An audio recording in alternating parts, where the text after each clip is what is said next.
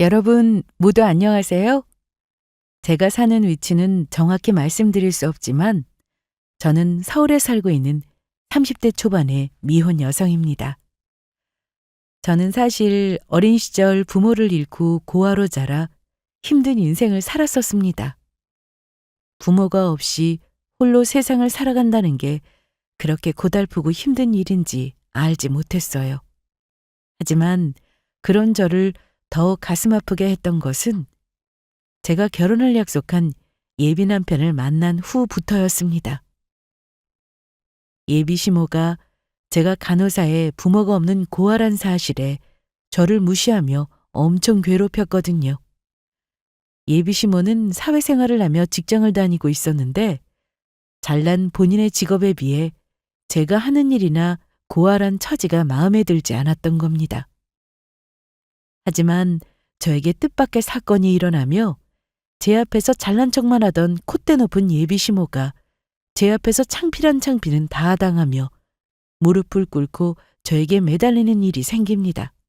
그래서 지금부터 그게 어떻게 된 일인지 여러분께 이야기해 드리려 해요. 제가 처음부터 고아였던 것은 아닙니다. 워낙 어린 시절 일이고 가족을 잃어버렸다는 충격 때문인지 기억을 많이 잃긴 했지만 분명히 저에게도 저를 아껴주고 사랑해주던 가족들이 있었습니다. 제가 저희 집에서 막내였는데 저를 많이 사랑해주시던 부모님과 언니 오빠들이 있었으니까요. 언니랑 오빠들은 저를 무척 예뻐하며 자주 놀아주었습니다. 제가 가족들과 헤어지게 되었던 것도 바로 그 이유에서였으니까요. 그 일은 제가 7살 때 일이었는데 그때 저희 첫째 언니가 고등학생이었거든요. 그런데 하루는 제가 첫째 언니가 너무 보고 싶다며 첫째 언니네 학교로 언니를 찾으러 가겠다며 엄마 몰래 집을 나갔던 겁니다. 그렇게 저는 길을 잃고 헤매게 되었고 꼬박 하루를 울며 길거리에서 배회하다가 보육원에 들어가게 되었습니다. 처음엔 가족을 잃어버렸다는 충격에 얼마나 절망했는지 모릅니다. 매일 밤 엄마와 아빠 그리고 언니 오빠를 찾으면 울었죠. 하지만 전 제 인생을 포기하지 않았습니다. 언젠가 가족들을 만날 수 있다는 희망을 버리지 않고 열심히 살았으니까요. 그래서 혼자 열심히 공부해 간호사를 꿈꾸며 간호대학에 들어가게 되었습니다. 물론 경제적인 비용이 들어가니 중간중간 과외 알바와 휴학을 하며 학비를 벌어야 했지만요. 그래도 전 간호사란 꿈을 이루게 되었고 그렇게 차차 제 삶의 안정을 찾아가는 듯 했습니다. 게다가 좋은 남자친구까지 생기게 되었고요. 남자친구와는 원데이 클래스로 케이크를 만드는 공장에서 만나게 되었어요.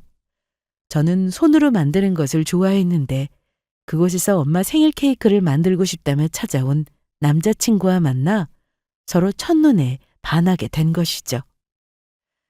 맨 처음에는 서로 연락처를 주고받으며 친구처럼 지내게 되었는데 남자친구가 먼저 저에게 고백을 해오며 사귀게 되었고 저희는 연인 사이로 발전하며 미래를 약속하게 되었습니다. 그렇게 남자친구는 저의 예비 남편이었죠. 예비 남편은 아버지께서 일찍 돌아가시고 예비 시모와 단둘이 살고 있었는데 서울에 있는 명문대를 졸업해 대기업에 다니는 능력 있는 사람이었어요. 그렇게 저희는 결혼을 약속한 후 얼마 후 시댁에 인사를 드리러 가게 되었습니다. 그런데 막상 시댁에 인사를 드리러 가려고 하니 걱정이 되더라고요. 시어머니가 저를 마음에 들어 하지 않으면 어쩌나 하고요. 그러자 예비 남편은 걱정하지 말라고 하더라고요. 예비 남편의 말로는 예비 시모께서 다정하고 좋으신 분이니 저를 보면 분명히 마음에 들어 할 거라고 하더라고요. 예비 시모는 저처럼 착하고 성실한 사람이 예비 남편의 짝이 되었으면 좋겠다고 늘 말씀하셨다면서요. 그래서 저도 예비 남편의 말을 믿고 어떤 의심도 없이 처음으로 시댁에 인사를 드리러 가게 되었습니다. 그곳에서 예비 시모에게 제가 어떤 대우를 받게 될지 생각도 하지 못한 채요. 어서 와요. 우리 아들이 결혼하고 싶다는 여자가 생겼다고 해서 어떻게 생겼나 궁금했는데 이제야 만나네. 그동안 아무리 물어봐도 말을 해줘야 말이야. 우리 아들이 예비 며느리 될 사람이 너무 괜찮은 사람이니 나보고 직접 만나서 확인해 보라고 하더라고. 그래서 우리 예비 며느리 직업은 어떻게 되나? 아, 저는 병원에서 간호사 일을 하고 있어요. 엄마, 우리 현정이 정말 대단하지. 병원 간호사 아무나 할 수 있는 거 아닌데 너무 멋진 것 같아. 엄마, 간호사 며느리 둬서 앞으로는 건강 걱정 없이 살 수 있게 돼서 좋겠네. 그 간호사라니? 지금 대기업 다니는 우리 아들 만나는 여자가 겨우 간호사라는 거니? 아, 그러면 부모님은 무슨 일 하시고? 예비 시모가 반응이 조금 이상하긴 했지만 저는 제 착각이려니 했습니다. 예비 남편이 분명 예비 시모가 좋은 분이라고 이야기했던 것이 있었으니 그 말을 철석같이 믿었던 것이죠. 아, 실은 부모님은 안 계세요. 사실 제가 어렸을 때 부모님을 잃어버려서 보육원에서 자랐거든요. 그러면 지금 하는 일도 별 볼 일 없는 간호사의 고아라는 거냐? 엄마, 무슨 말을 그렇게 해? 간호사라는 직업이 어때서? 엄마가 잘 모르나 본데 간호사 아무나 할 수 있는 거 아니야. 공부도 엄청 많이 해야 하고 사람들이 부러워하는 직업이라고. 그리고 고아인 게 뭐 어때서? 나도 아빠 없이 컸고 요즘 세상에 누가 그런 걸로 차별한다고 그런 소리를 해. 알겠다. 나는 그냥 너무 놀라서 했던 말이지. 별 뜻 없었다. 하지만 별 뜻 없었다는 예비 시모의 말과 달리 제가 고아의 간호사라는 이유로 예비 시모는 저를 엄청나게 무시하며 괴롭히기 시작했습니다. 간호사라는 제 직업을 왜 무시하시는지 예비 시모가 솔직히 이해가 안 되었지만 알고 보니 예비 시모는 아직 직장 생활을 하고 있었고 능력이 대단했던 것인지 좋은 직장에 다니고 있는 것처럼 보였습니다. 제 앞에서 본인의 직장을 자랑하며 저를 엄청 무시했으니까요. 그러니 제 직업이 마음에 들지 않았던 것이고요. 하루는 예비 남편이 저와 예비 시모의 관계를 풀어보겠다고 분위기 좋은 식당에 데리고 갔었거든요. 그런데 예비 남편 앞에서 별말 없던 예비 시모는 예비 남편이 화장실을 간다며 자리를 비우자마자 저와 예비 시모를 비교했던 겁니다. 너 간호사라고 했니? 나라면 벌써 그 직업 때려치웠다. 나는 이 나이 먹어도 연봉도 많이 받고 내 능력 알아주는 곳에서 대우받으면서 일하는데 넌 겨우 간호사가 뭐니? 어디 그 돈 벌어서 입에 풀칠이나 하겠어? 너도 봐서 알겠지만 나는 이렇게 비싼 명품백도 편하게 들고 다닐 정도로 능력이 되는 사람이다. 그런데 너는 보니까 이런 명품 가방 하나 없는 것 같더구나? 어머니, 그런데 저도 대학 나와서 간호사 일하는 거고 간호사 되는 것도 정말 쉽지 않거든요. 저는 사람 살리는 직업인 제 직업이 무척 자랑스럽고요. 그리고 명품백 정도는 저도 마음만 먹으면 얼마든지 사서 들고 다닐 수 있어요. 제가 그런데 관심이 없어서 그렇지. 이게 어디서 거짓말이야? 네가 이렇게 비싼 명품백을 무슨 능력으로 사서 들고 다녀? 나 정도 되니까 이렇게 들고 다니는 거지. 그리고 네 직업이 자랑스럽게 뭐가 자랑스럽다는 거냐? 그래서 네가 지금 간호사밖에 못 된 거다. 적어도 사람이 일을 가질 거면 나보다 연봉도 많이 받고 대우도 받으면서 일할 수 있는 직장에서 일을 해야지. 아유, 한심해. 그때 사실 예비 시모 행동이 조금 이해가 가지 않긴 했어요. 요즘 사람 중에 마음만 먹으면 명품백 하나 사는 것 정도는 어려운 일도 아닐 텐데 예비 시모가 왜 이렇게 유난인가 싶었던 겁니다. 그런데 자꾸만 제 직업을 무시하는 예비 시모를 보면서 저는 갑자기 궁금해지기 시작했습니다. 예비 시모가 얼마나 대단한 직업을 가지고 있기에 그렇게 저를 무시하는 건지요. 그래서 저는 예비 시모에게 묻게 되었습니다. 그런데 어머니, 저한테 한 번도 말씀 안 해주신 것 같아서 그러는데 어머니 하시는 일이 도대체 뭔가요? 연봉도 많이 받으시고 대우받는 일 하신다니까 갑자기 어머니께서 무슨 일 하시는지 궁금해져서요.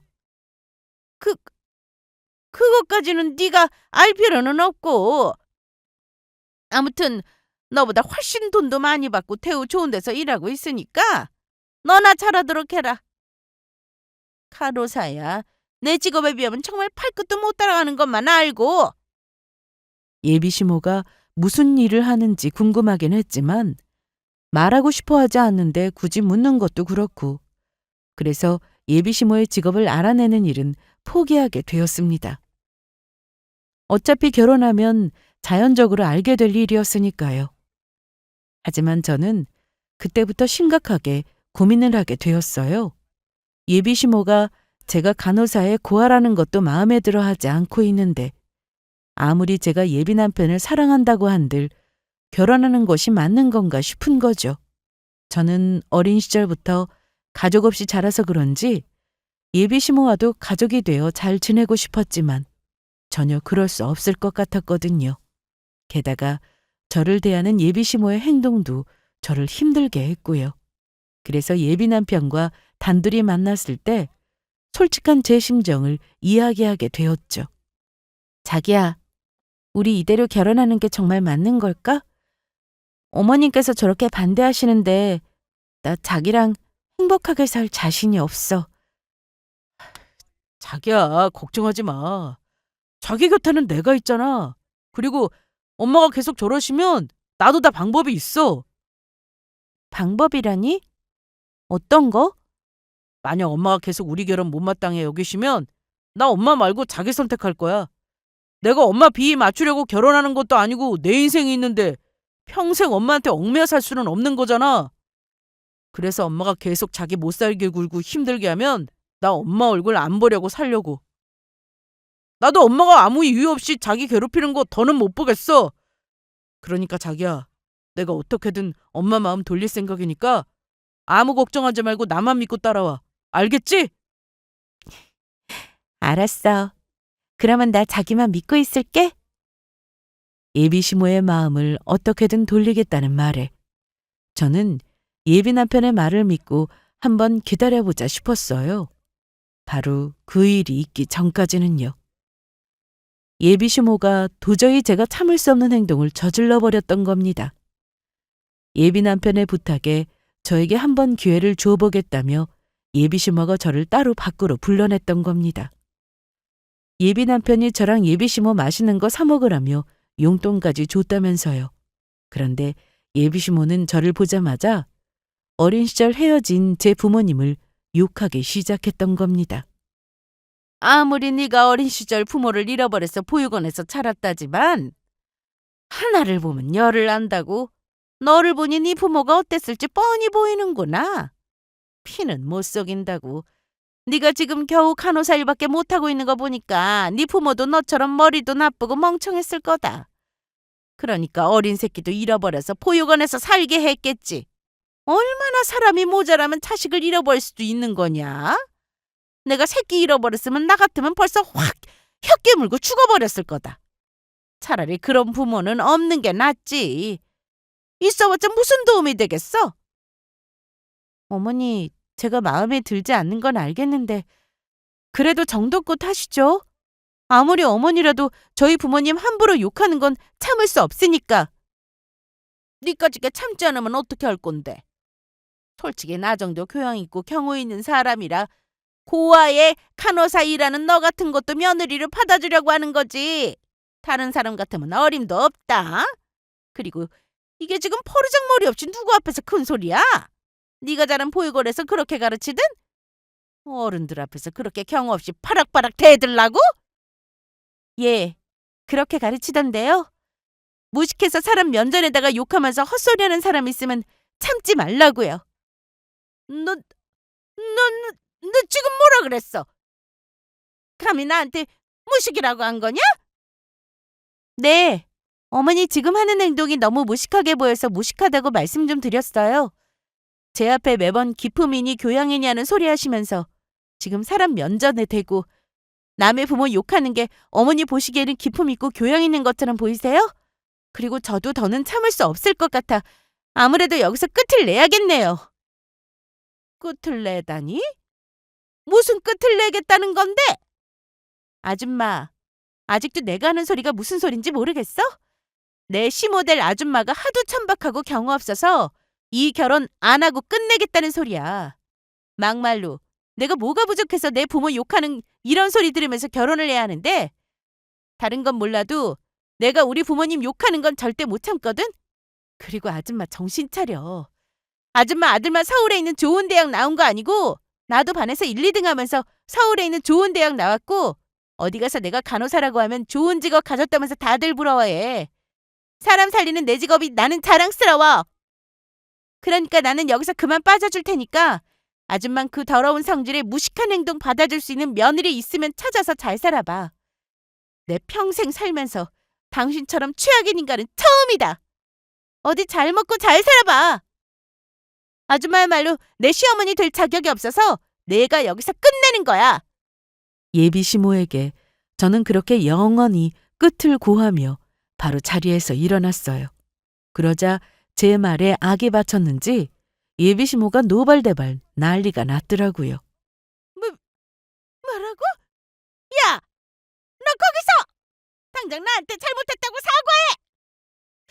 당장 이리 오지 못하겠어? 저는 그때 서러움에 눈물이 나오려는 것을 꾹 참았어요. 물론 속 시원하게 할 이야기 다 하고 나온 것은 좋았지만 이렇게 다 커서도 부모가 없다는 것이 너무 서러웠던 겁니다.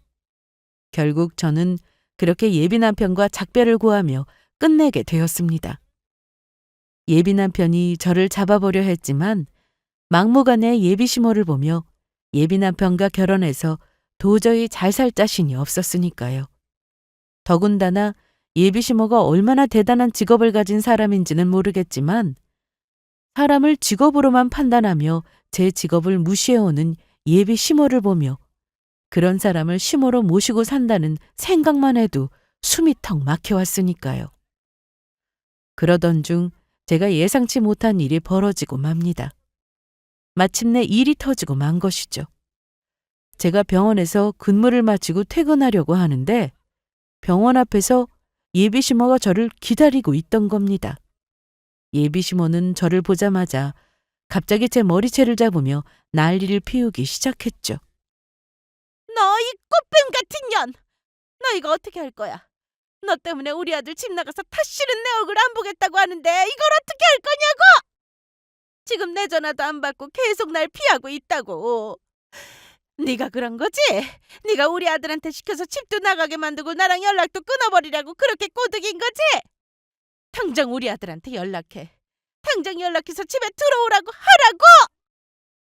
하지만 저도 참는데 한계가 있었습니다.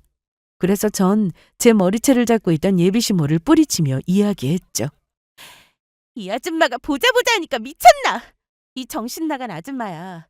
당신 아들이랑 나랑 끝난 지가 언제인데 어디 와서 행패야? 당신 아들 찾고 싶으면 이미 끝난 나한테 말고 당신이 직접 찾아가서 데리고 오든지 말든지 해! 지금 그게 무슨 소리야? 너희 둘이 끝났다니. 우리 아들은 그런 말 없던데? 허, 아줌마 몰랐어? 그날 정신 나간 아줌마 행동에 질려나서 바로 아줌마 아들이랑 헤어진 거. 아줌마 같은 사람 내 시어머니 될 자격 없는 것 같아서 내가 아줌마 아들을 뻥 차버렸거든. 그런데 아줌마 아들도 아줌마한테 질려서 집을 나갔나 보네. 그러니까 아줌마 아들이 집을 나간 것도 연락을 안 받는 것도 전부 아줌마 때문이니까 따지고 싶으면 괜히 엄한 나한테 찾아와서 그러지 말고 아줌마 스스로에게 따지라고. 본인이 얼마나 잘못된 행동을 했나 반성 좀 하고. 뭐라고? 니까짓게 감히 우리 아들을 차버렸다는 거냐? 야! 네가 뭔데 우리 아들을 차? 끝내도 우리 아들이 끝내야지. 네 주제에 감히 우리 아들을 차냐고? 너 어디 오늘 나한테 매운맛 좀 봐라. 예비 시모는 그렇게 말하며 또 한 번 저에게 달려들려 했습니다. 하지만 제가 한 번 당하지 2번은 안 당하거든요. 그래서 예비 시모가 제 머리채를 잡는 순간 저도 예비 시모의 머리채를 잡았죠. 그리고 그동안 쌓인 분노와 억울함을 담아 머리채를 제대로 쥐어뜯어 주었습니다. 그러자 예비시모는 저에게 잡힌 머리채가 아픈지 아주 난리가 났더라고요. 아파! 너 당장 이거 놓지 못하겠어? 가뜩이나 숱도 없는데 이러다가 땐통 생기겠네. 당장 내 머리 놓으라고! 아줌마가 먼저 내 머리채 잡아놓고 왜 나보고 먼저 머리채 놓으라고 하는 건데? 내가 아줌마 머리채 놓기를 바라면 아줌마 먼저 잡고 있는 내 머리채를 놓던지. 그리고 그동안 나 고아라고 간호사라고 무시했던 것도 우리 부모님 욕했던 것도 전부 사과해! 그럼 놓아줄 테니까. 그전까지는 나 아줌마 머리 절대 못 놔줘! 그렇게 예비시모는 한동안 버티는가 싶더니 결국에는 울면서 저에게 사과했습니다. 힘으로 절대 젊은 사람을 이길 수 없었던 겁니다. 내가 미안하다. 너 그동안 간호사라고 고아라고 무시했던 것도 네 부모 욕한 것도 전부 미안해. 그러니까 제발 내 머리 좀 놔줘. 나 대머리 되기 싫다고. 아줌마, 그 나이 먹었으면 제발 나이값 좀 하면서 정신 좀 차리세요. 아줌마가 나 마음에 안 들어해서 헤어져 준 건데 왜 또 나 찾아와서 행패인데? 아줌마 아들이랑 나랑 끝낸 지가 언제인데 왜 아무 상관도 없는 나한테 와서 난리냐고. 남 탓하면서 원망할 시간에 아줌마 무슨 잘못했는지 스스로 행동 좀 돌아보면서 반성 좀 하라고. 이번에 그냥 넘어가 주지만 다시 한번 나 찾아와서 이렇게 괴롭히면 아줌마 경찰에 확 고소해버릴 테니까 그렇게 알고. 우리 앞으로는 영원히 얼굴 보지 말자고, 아줌마. 알겠어요? 제가 머리채를 놓자마자 예비시모는 바로 줄행랑을 쳐버렸습니다. 그런데 예비시모는 정신을 차린 게 아니더라고요. 저와 그렇게 헤어지자마자 저에게 협박 문자를 보내왔으니까요. 그것도 제가 본인 핸드폰을 차단한 사실을 알고 새로 폰 번호까지 만들어서 말이에요. 너 어디 두고 보자. 오늘 네가 나한테 했던 짓들 네 병원 홈페이지에 올려서 전부 폭로해버릴 테니까. 내가 너 병원에서 잘리게 만들어주겠어. 어디 그때도 네가 큰 소리 칠 수 있나 두고 보자꾸나? 그래서 저도 가만히 있지 않았습니다. 제가 분명히 경고를 했는데도 무시한 예비시모를 보며 경찰에 스토킹으로 신고를 해버렸어요. 그리고 이번에는 제 핸드폰 번호를 바꾸며 예비시모의 번호를 다시 한번 차단해버렸죠. 그러자 예비시모도 겁을 먹었는지 아니면 제 연락처를 몰라서 그랬던 건지 다시는 저한테 연락하는 일은 없었습니다. 그러던 어느 날 저는 정말 이상한 일 하나를 경험했어요. 그날은 이상하게 유독 눈이 일찍 떠지면서 왠지 병원에 빨리 출근을 해야겠다는 생각이 들었거든요. 그래서 이른 아침을 먹고 병원으로 출근하기 위해 밖으로 나갔는데 깜짝 놀랄 일을 경험하고 말았죠. 버스 정류장을 가기 위해 걸어가고 있는데 길거리에 한 노인분이 쓰러져 계셨던 겁니다. 게다가 노인분의 쓰러진 모습에 주변 사람들은 노인분에게 모여들어 다들 어찌할 바를 몰라하고 있었습니다. 그때 정말 제 몸은 본능적으로 움직였습니다. 저는 재빨리 노인분에게 달려갔고 노인분의 상태를 확인하기 시작했습니다. 노인분은 심장마비가 와 있는 상태였고 전 재빨리 심폐소생술을 시작했죠. 그러자 옆에 있던 사람들도 재빨리 119 구급차에 신고를 해주었고요. 다행히 구급차가 늦지 않게 와주었고 저는 노인분을 살릴 수 있었어요. 그런데 얼마 뒤 저희 병원으로 저를 찾아온 뜻밖의 손님이 있었습니다. 그때는 몰랐는데 제가 살려드린 노인분께서 대단한 분이셨는지 그분 비서라는 분이 찾아왔던 겁니다. 사실 노인분을 살리면서 혹시 몰라 제가 구급차를 타고 병원까지 이송하는 걸 도와드렸거든요. 곁에 보호자도 없는 것도 있었고 마침 구급대원분들이 노인분을 데리고 가는 곳이 바로 저희 병원이기도 해서 제가 곁에서 보살펴드리며 같이 가는 게 낫겠다 싶었던 거죠. 그래서 저는 노인분 비서분의 부탁으로 잠시 시간을 내 점심시간을 이용해 노인분과 만나게 되었습니다. 노인분께서 자신의 생명을 구해준 제가 고맙다며 어떻게든 직접 만나 이야기를 전하고 싶다고 하셨다고 하더라고요. 저는 당연히 제가 해야 할 일을 했던 거라 노인분의 비서라는 분의 청을 거절하려고 했는데 너무 간곡히 부탁을 하셔서 제가 살려드린 노인분이 계신 병실로 찾아가게 된 겁니다. 노인분은 저를 보자마자 아주 반갑게 맞이해 주었습니다. 간호사 선생님, 어서 오세요.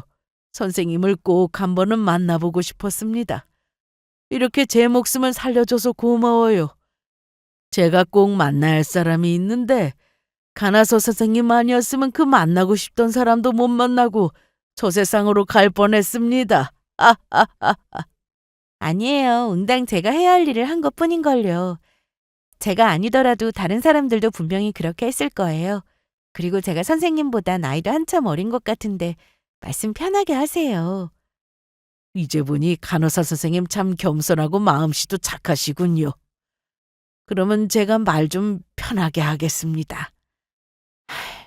내가 사실 간호사 선생을 따로 보자고 한 것은 내 목숨을 구해준 은혜에 대해 보답하고 싶어서야. 예? 보답이요? 선생님 괜찮아요. 보답이라니 당치도 않으세요. 조금 전에도 말씀드렸지만 전 제가 해야 할 일을 한 것뿐이에요. 그래도 그게 아니지. 내 목숨을 구해준 은인을 두고 내가 어떻게 모른 척할 수 있겠나. 그래서 내가 너무 고마워서 보답하고 싶은데 우리 집에 초대해도 되겠나? 저를 선생님 댁에 초대하고 싶으시다고요? 그래, 내가 태어나는 대로 자네를 우리 집에 초대할 테니 꼭 좀 와주게. 내 생명의 은인에게 따뜻한 밥 한 끼라도 대접하고 싶어서 그런 거니 부담 갖지 말고 자세한 이야기는 그때 만나서 하세나. 노인분의 말에 거절을 할 수도 있었지만 너무 간곡하게 부탁을 하는 통에 노인분 댁에서 다시 한번 만나기로 했습니다. 그리고 저는 노인분이 퇴원하고 얼마 뒤 정말로 노인분의 집에 초대되어 방문을 하게 되었죠. 하지만 누가 알았을까요? 그곳에서 제가 상상도 못한 엄청난 일이 벌어질 거란 사실을요. 제가 목숨을 구해드린 노인분 집에서 저는 뜻밖의 인물과 만나게 되었던 겁니다. 노인분은 부자들만 모여 산다는 동네에 대저택이 살고 있었는데 막 노인분 집에 도착해 초인종을 누르니 한 나이 드신 여성분이 인터폰을 받더라고요. 누구신가요? 네, 오늘 김 선생님께 초대받아온 사람인데요. 아, 우리 회장님 구해주신 간호사 선생님이시나 보네요. 잠시만 기다려주세요. 저는 여기 일하는 사람인데 빨리 열어드릴게요. 인터폰 받은 사람이 가사도우미분 같았는데 친절한 목소리였지만 왠지 모르게 익숙한 느낌과 함께 꺼림칙한 느낌이 들었습니다. 그리고 그 이유를 바로 알게 되었죠. 문을 열어준 가사도우미를 보자마자 저도 가사도우미도 너무 놀라 까무러칠 뻔했으니까요. 그만이 세상에 네가 여기를 어떻게... 그 사람은 다름 아닌 저와 예비 남편을 헤어지게 만들었던 장본인인 예비 시모였습니다. 예비 시모는 저를 보더니 기겁하며 놀라 바닥에 엉덩방아를 찧으며 넘어지고 말았던 겁니다. 당신이 여기를 어떻게... 뭐야, 아줌마 지금 여기서 가사도우미 일하면서 나 간호사라고 무시했던 거예요? 나한테 엄청 대단한 직업 가지고 있는 척 잘난 척하면서 갑질했던 거냐고. 됐고 빨리 돌아가라. 내가 김 회장님한테는 네가 바쁜 일 있다면서 그냥 갔다고 할 테니까 당장 꺼지라고. 나는 여기 김 선생님께 초대받은 건데 아줌마가 뭔데 오라가라예요? 아줌마가 집주인도 아니고 여기서 일하는 가사도우미일 뿐이잖아요. 너 우리 회장님한테 지금 내가 너한테 했던 짓거리를 만나서 이를 거잖아. 그렇게 되면 자기 목숨 살려준 생명의 은인 괴롭힌 나를 여기서 계속 일하게 해주겠니? 김 회장님이 월급도 많이 주고 얼마나 좋았는데. 그러니까 당장 꺼지라고. 아줌마, 미쳤어요? 자꾸 이러면 내가 지금 김 선생님 핸드폰으로 연락해서 그동안 아줌마가 나한테 했던 행동까지 전부 말할 수밖에 없다고요. 그때 뒤에서 익숙한 사람의 음성이 들려왔습니다. 저와 예비시모가 다투는 소란스런 소리에 노인분께서 나오셨던 겁니다. 도대체 이게 무슨 소란인가? 회장님, 잡상인이 들어와서 내쫓으려고 했어요. 그러니까 신경 쓰지 마시고 얼른 들어가세요. 잡상인은 무슨 잡상인? 나한테 분명히 나 구해준 간호사 선생님 왔다고 하더니 이게 무슨 헛소리인가? 그리고 지금 내 눈앞에 나 목숨 구해준 간호사 선생님 보이는데 지금 날 놀리는 건가? 그래서 저는 참지 않고 말했습니다. 선생님, 그게 아니고 여기 가사도우미 분이 저를 내쫓으려고 했어요. 사실 여기 가사도우미 분이 내가 아는 사람인데 저한테 엄청난 못된 짓을 했거든요. 그래서 그 사실 선생님이 알게 되시면 자기 잘릴 수도 있다면서 저보고 나가라고 했다고요. 뭐야? 그게 사실인가?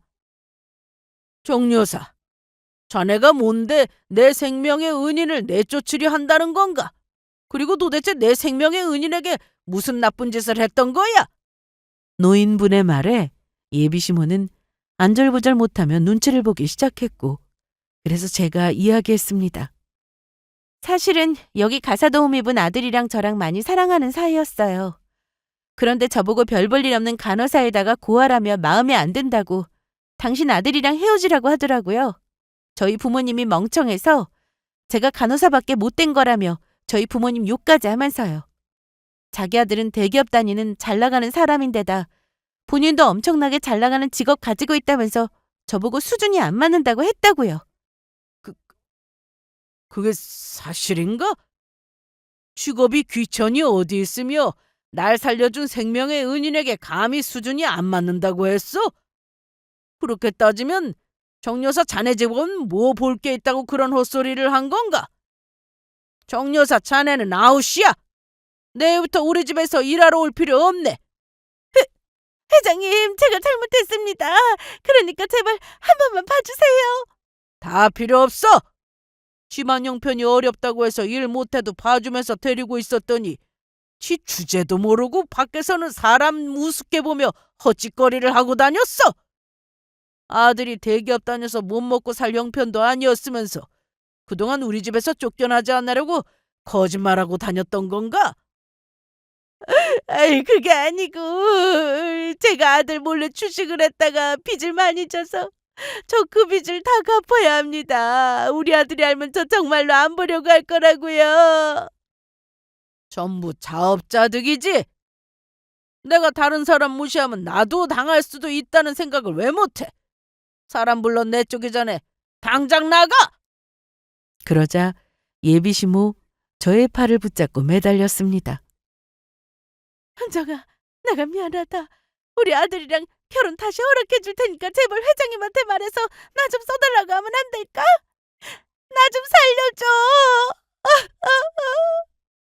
그동안 저를 무시했으면서 본인이 아쉬워지니 매달리는 예비시모를 보니 저는 너무 화가 나서 예비시모의 팔을 뿌리쳐버렸죠.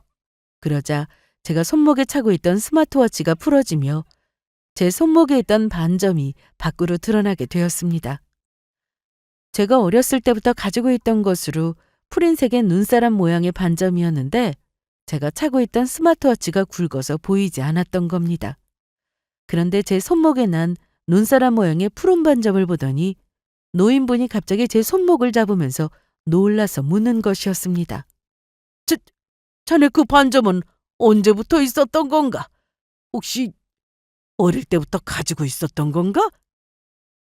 갑작스레 다급한 표정이 되어 묻는 노인분을 보며 저는 무슨 일인가 싶었지만 너무 간절해 보이는 표정에 예비시모와 다투던 일도 있고 말씀드렸어요. 네? 제 손목에 있는 반점이요? 이거는 제가 어린 시절부터 가지고 있던 건데요.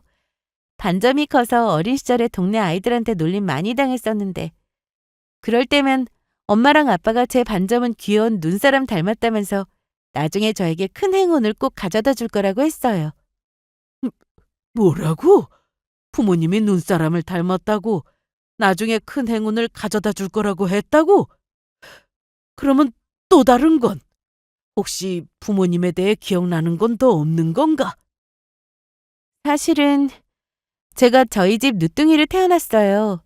그래서 제 위로 저보다 훨씬 나이가 많은 오빠랑 언니들이 있었고 저희 엄마랑 아빠도 나이가 좀 있었습니다. 지금 생각해보면 제가 7살 때 두 분 다 40대 중반에 넘으셨던 것 같아요. 그래서 부모님이 보기에 제가 계속 아기 같아 보였는지 7살이 되었을 때도 저보고 아가아가 그렇게 부르셨어요.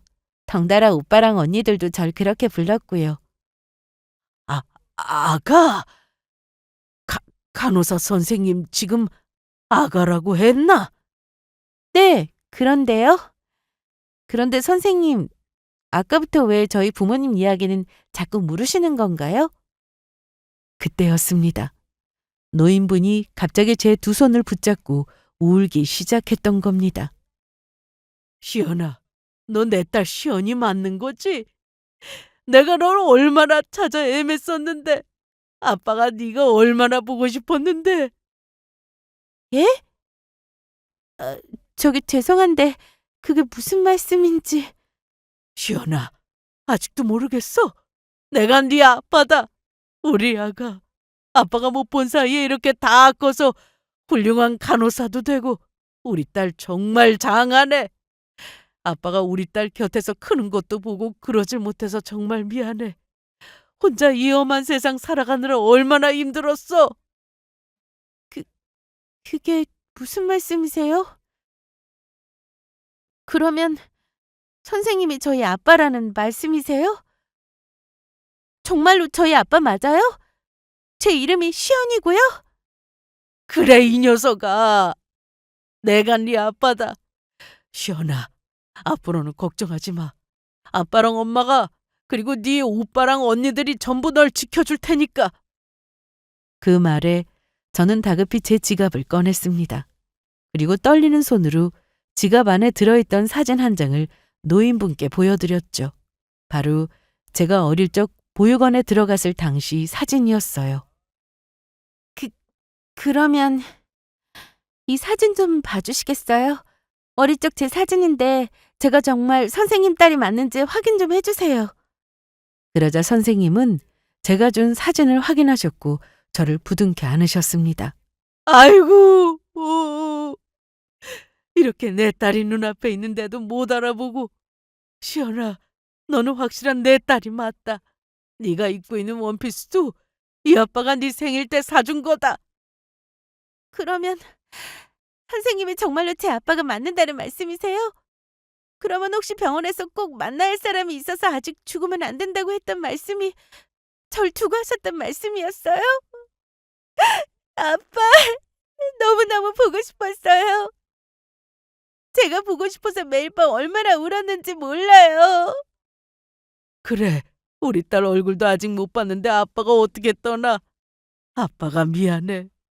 우리 시연이 찾으려고 열심히 노력했는데 찾지를 못했어. 우리 소중한 아가 시연아.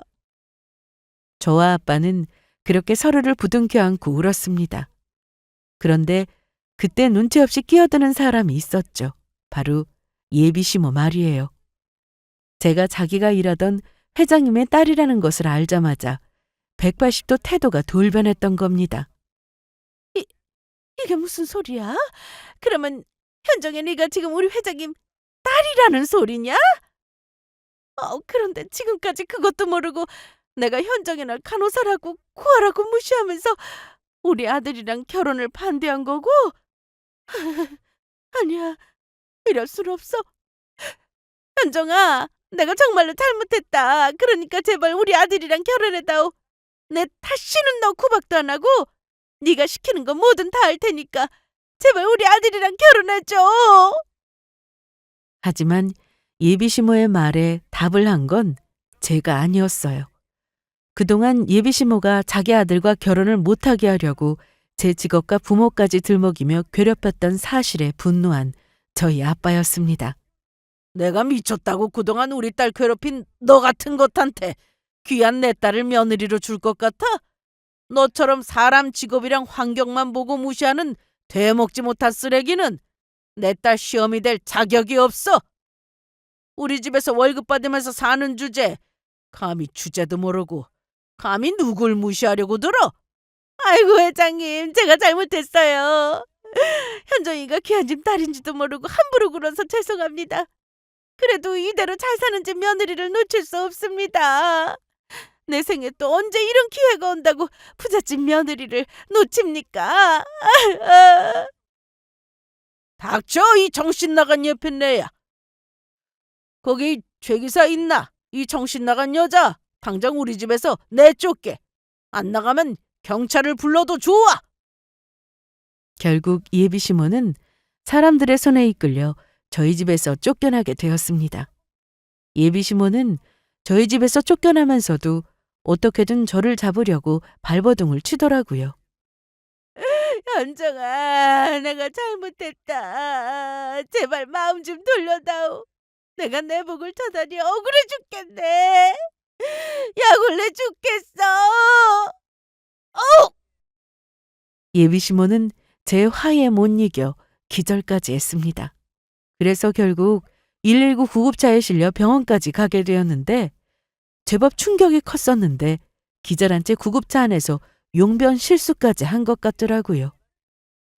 그 후 저는 다시 한번 깔끔하게 예비 남편과의 일을 정리했습니다. 예비 남편은 예비 시모가 벌인 일에 저에게 많이 미안해했죠. 그리고 제가 부모님과 가족들을 찾았다는 이야기에 축하해 주었습니다. 비록 예비 시모 때문에 예비 남편과 저는 헤어지게 되었지만 부디 제가 행복하길 바란다고 이야기했었죠. 그리고 그때 예비 남편과 통화를 하면서 알게 된 사실인데 왜 그런 생각을 했었는진 모르겠지만 예비 시모는 본인이 가사 도우미 일하는 것이 부끄럽다며 당신이 무슨 일 하는지 저한테 비밀로 해달라고 했다고 하더라고요. 나중에 기회가 되면 직접 이야기를 하겠다면서요. 그래놓고 제 앞에서는 그렇게 잘난 척을 하며 저를 괴롭혔던 거죠. 본인 아들이 대기업에 다닌다는 이유로요. 게다가 예비 시모가 자랑하며 들고 다녔던 명품백도 당신이 직접 산 게 아니라 예비 남편이 선물로 사주었던 것이라고 하더라고요. 하지만 예비 시모는 정신을 못 차리고 저를 만나겠다면서 저희 집으로 찾아온 날이 있었습니다. 제가 아빠를 찾은 그날 저희 언니 오빠들과 엄마도 만나게 되었거든요.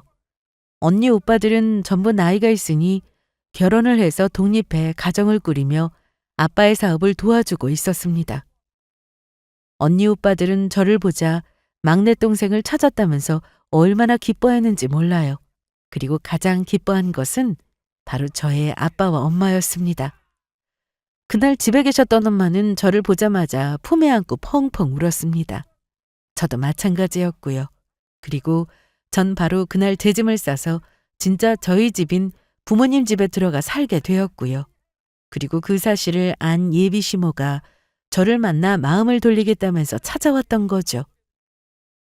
그러자 언니와 오빠들이 나서서 찾아온 예비 시모 얼굴에 소금을 뿌렸습니다. 이 버러지보다 못한 인간! 부모도 잃어버리고 혼자 고생하면서 산 내 동생 못 살게 괴롭혔어? 다시는 우리 집에 찾아오지 마! 또다시 찾아왔다가는 경찰에 신고할 테니까! 이보세요, 아줌마. 아줌마야말로 아줌마 주제 지금 누구 동생을 넘보는 건가요?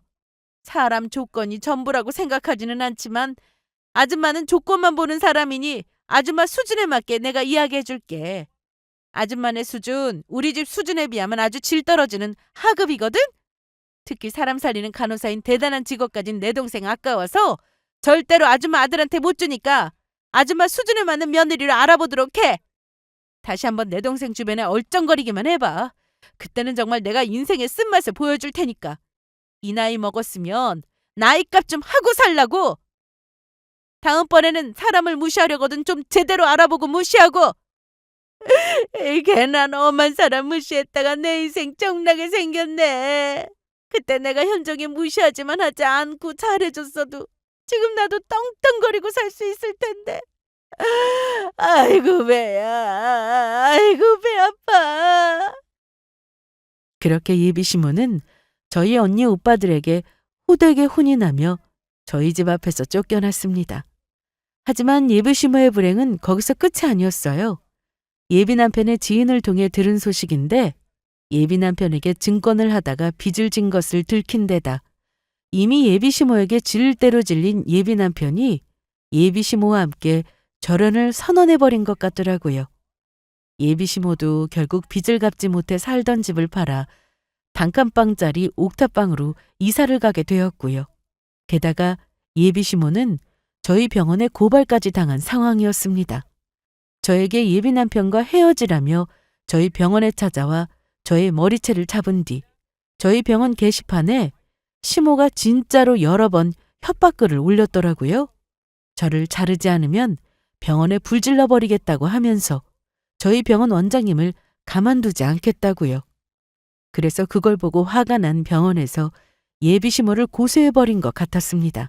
게다가 저희 집을 찾아와 괴롭힌 일까지 언니 오빠들이 변호사까지 선임해 예비시모를 스토킹으로 고소를 해 결국 예비시모는 그 일로 전과자가 되어 벌금까지 물어야 했고요. 제 앞에서 온갖 교양 있는 척하며 무시하더니 본인 하는 행동은 전부 그렇지를 못했던 겁니다. 거짓말쟁이에다 사기꾼이나 다름없었으니까요. 그래서 예비시모는 결국 자기 일에 후회하며 반성하고 있다고 합니다.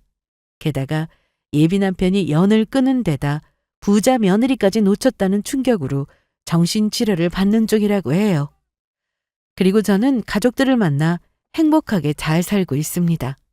물론 가족들과 만나고 얼마 안 돼 당연히 유전자 검사도 했고요. 전 부모님의 딸이 맞았습니다. 부모님께서 저를 잃어버리고 오빠와 언니들이랑 함께 저를 찾으려고 백방으로 노력해봤지만 찾을 수가 없었다고 해요. 하지만 지금까지 저를 잊지 않고 포기하지 않고 계속해 찾고 있었다고 합니다.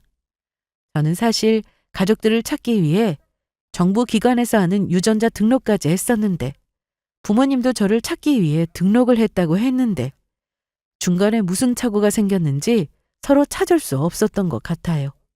유전자를 등록하고 시간이 오래 지나면 유전자 등록된 것이 소멸한다고 하는데 아마도 그 이유 때문인 것 같았어요.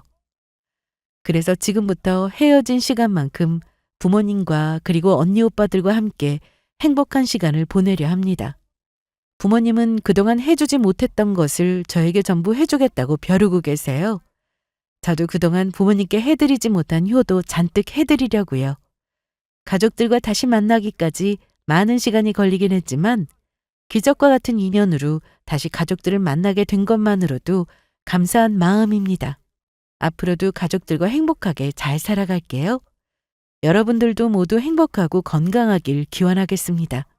모두 감사합니다.